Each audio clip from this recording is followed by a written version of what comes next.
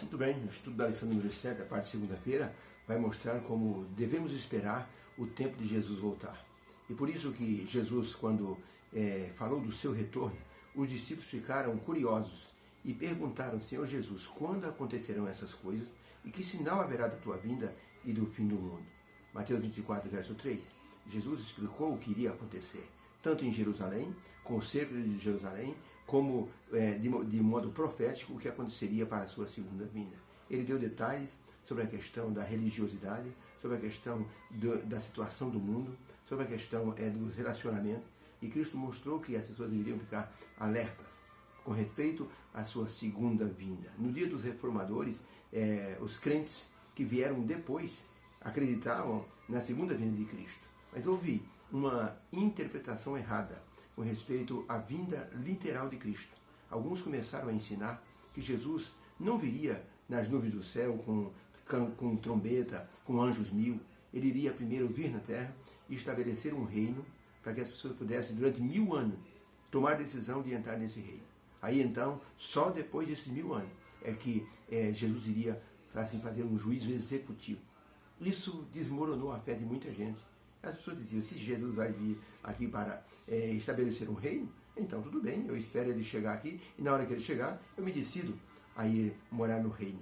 E dessa forma, houve uma apostasia muito grande.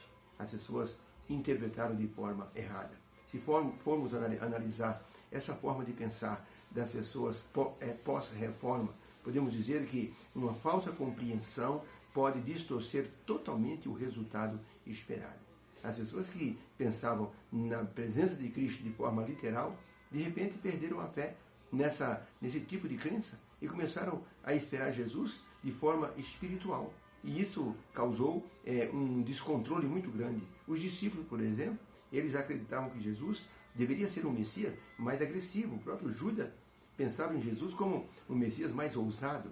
Os fariseus pensavam que Jesus viria como se fosse um general. Queria reduzir os romanos à cinza, expulsá-los e estabelecer o reino de Israel como um reino forte mundial. Era essa a crença. Quando Jesus veio como uma pessoa mansa, humilde, pregando o arrependimento, pregando o perdão de pecado, curando pessoas, anunciando o reino de Deus, os fariseus e as pessoas estudiosas, eles se desenganaram com Jesus, se frustraram e passaram então a rejeitá-lo como Messias. Uma compreensão errada. Pergunta número 2. De acordo com a Bíblia, de que maneira Jesus voltará? A compreensão da vinda de Cristo é muito importante. Nós temos aqui 3 passagens. Primeira passagem, Atos 1, 9 a 11. Diz assim: e quando dizia isso, vendo eles, Jesus foi elevado nas alturas, e uma nuvem o recebeu, ocultando dos olhos dos discípulos. E estando eles com os olhos fitos no céu, enquanto ele subia, eis que junto deles se puseram 2 homens vestidos de branco, 2 varões, os quais disseram: homens galileus, por que estáis olhando para o céu, espantados? Esse Jesus, que dentre vós foi recebido em cima do céu, ele há de vir, assim como para o céu o vistes ir. Apocalipse 1, verso 7. E eis que vem com as nuvens, e todo o olho verá, até mesmo aqueles que o transpassaram, e todas as tribos da terra se lamentarão sobre ele, sim. Amém.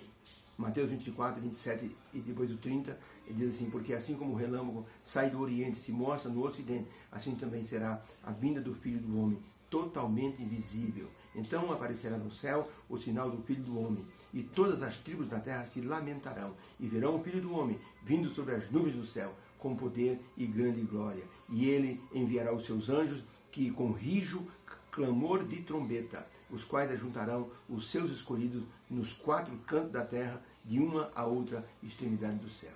E assim Jesus voltará. De acordo com a Bíblia, então a pergunta é: de acordo com a Bíblia, como Jesus voltará? Resposta: Jesus voltará de forma visível, corpórea, literal, audível, visível para todos.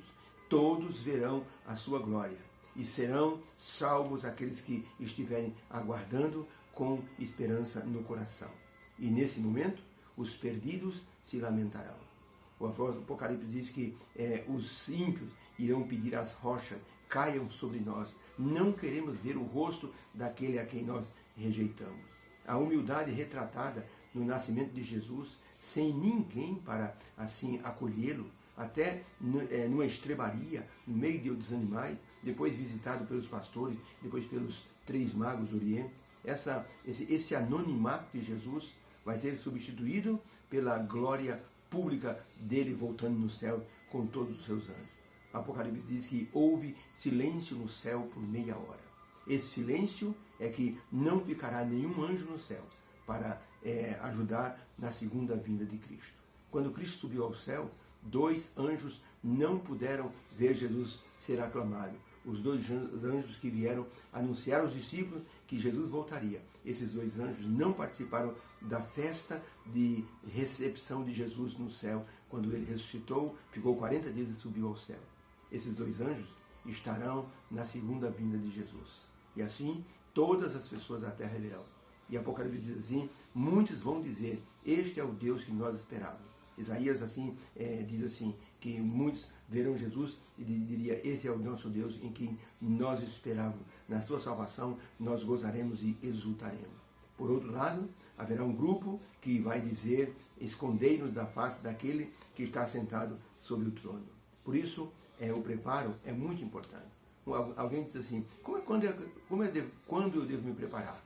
Alguém diz, olha, prepare-se como Cristo voltasse amanhã. Outros dizem, não, prepare-se como se Cristo voltasse hoje. Fique sempre preparado. Já que ele tem que vir, fique preparado sempre. Porque você não sabe quando será o final da sua vida. De uma forma repentina, você pode durar até 100 anos. Mas se for de uma forma repentina, você vai estar preparado. Então, como disse o bispo Beveridge, alguém perguntou, bispo, o senhor acredita numa pessoa que se arrependa na hora da morte? Ele diz, olha, eu vou dizer uma coisa para você. Eu prefiro me preparar agora para a volta de Jesus. Porque se eu adoecer, por exemplo, pode ser que minha mente não funcione. Se eu entrar no estado de coma, por exemplo, pode ser que eu não tenha condições de emitir um pensamento mais e eu tenha que fique perdido para sempre. Não tenha condições de pedir perdão pelos meus pecados. Então é melhor eu me preparar agora. Enquanto eu tenho consciência, enquanto eu tenho condições de pensar em tudo que eu fiz e naquilo que eu posso pedir perdão. Um rico senhor visitou uma escola. E ele disse, depois que conversou com as crianças, deu um brinde para cada um e disse assim, olha, daqui a algum tempo eu vou voltar aqui na escola e o aluno que tiver a carteira mais limpa, eu vou dar uma viagem de presente. E então os alunos bateram palma, aquele senhor ia saindo, o menino perguntou, quando é que o senhor vai voltar? Ele disse, isso eu não sei. Mantenham a sua carteira em ordem. Uma menina que era muito bagunceira disse, eu vou ganhar esse prêmio. Os amigos começaram a zombar dela, dizendo, você é a mais bagunceira da escola, olha a sua carteira, como está imunda. Ela disse, eu vou começar a limpar minha carteira toda semana. E se ele voltar no meio da semana? Então eu vou limpar todo dia. E se ele voltar de manhã? Então eu vou limpar sempre de manhã. Se ele voltar à tarde, eu limpo de manhã, para que ele possa encontrar minha carteira limpa.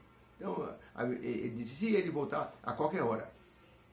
Aí disse, sabe uma coisa? A menininha disse, eu vou manter minha carteira limpa todos os dias, toda hora. Assim, se ele chegar em qualquer momento, eu vou estar preparado para ganhar o prêmio.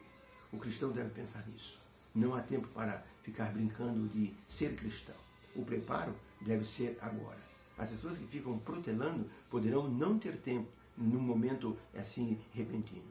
Quantas pessoas nós já vimos que num segundo perdem a vida, num acidente, a pessoa nem está esperando, de repente é uma batida, de repente um atropelamento, de repente é uma dor que a pessoa sente de imediato, um ataque fulminante, um aneurisma ou coisa semelhante. A nossa vida é muito incerta.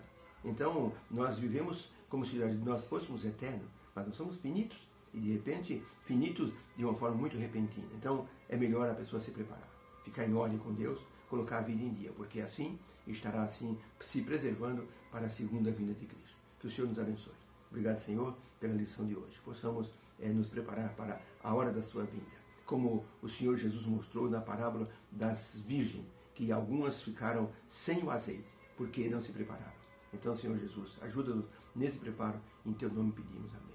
Beijo no coração, uma feliz segunda-feira, fique com Deus.